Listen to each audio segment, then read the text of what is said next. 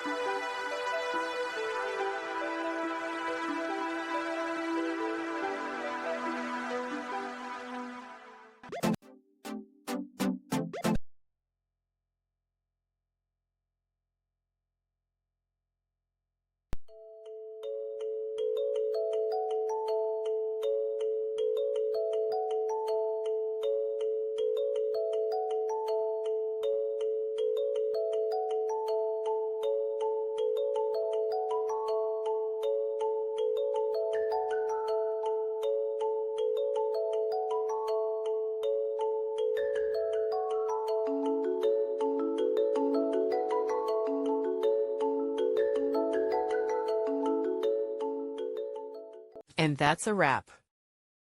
I hope you found the answer you were looking for. If you did, take a second to hit that subscribe button. It really helps out. And let me know in the comments which solution worked best for you. See you next time in the debug zone.